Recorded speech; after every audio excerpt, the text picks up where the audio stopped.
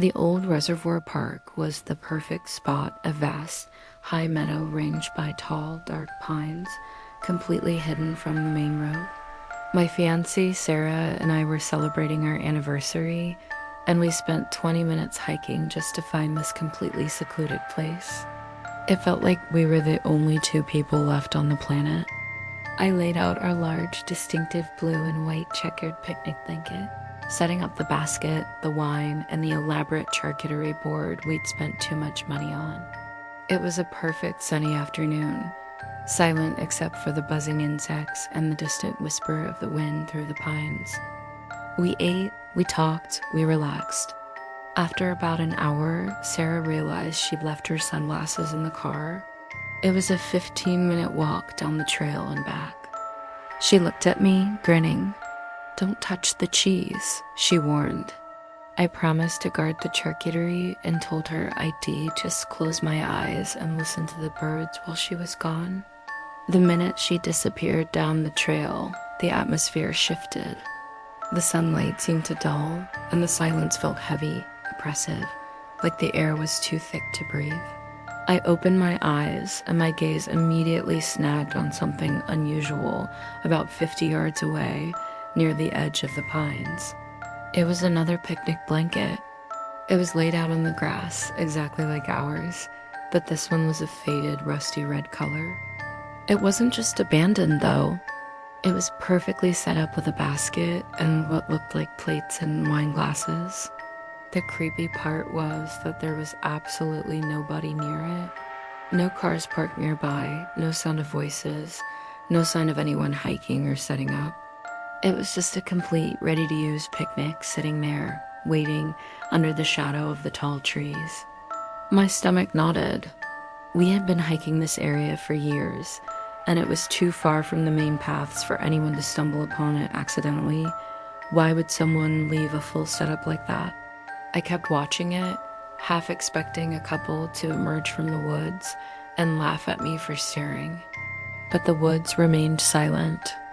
I stood up, walked about 10 feet toward the red blanket, and called out, "Hello? Is anyone there?"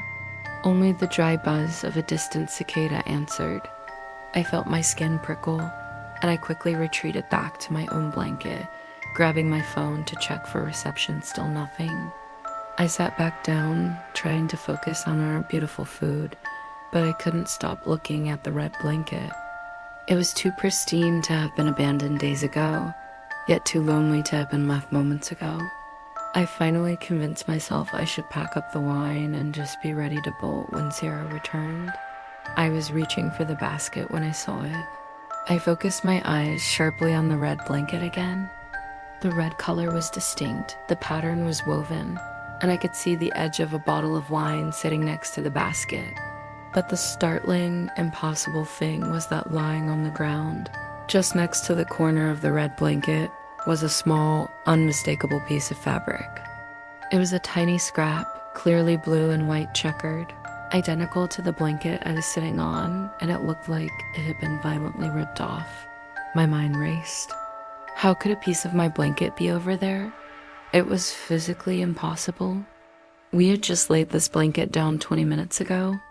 I started shaking, convinced the owner of the red blanket had deliberately placed the piece of fabric there to mess with me. I was about to grab our stuff and run down the path when Sarah came whistling back into the meadow, holding up her sunglasses triumphantly. "Okay, I'm back. Did you touch the cheese?" she asked, walking right toward me. "Sarah, look," I managed, pointing frantically at the isolated red blanket. "There's another one." "It's been there the whole time." Sarah stopped, looked where I was pointing, and frowned. "Another what?" "Honey, there's nothing there. Just the trees, the red blanket, the picnic, the basket. Look, right there by the biggest pine." Sarah walked forward, squinting, and finally shook her head. "There is genuinely nothing there but grass. Are you feeling okay?" The blood drained from my face. I looked back. The spot where I had been staring, the spot where the red blanket had been so clearly defined, along with the scrap of my own blue and white fabric, was now nothing but high, undisturbed meadow grass. The area was empty, but I knew what I had seen. And as Sarah turned away to look at the charcuterie board, I looked down at the large blue and white checkered blanket we were sitting on. And there, near the edge where my left hand rested, was a tiny ragged tear where a small, perfectly square piece of fabric had been violently ripped away.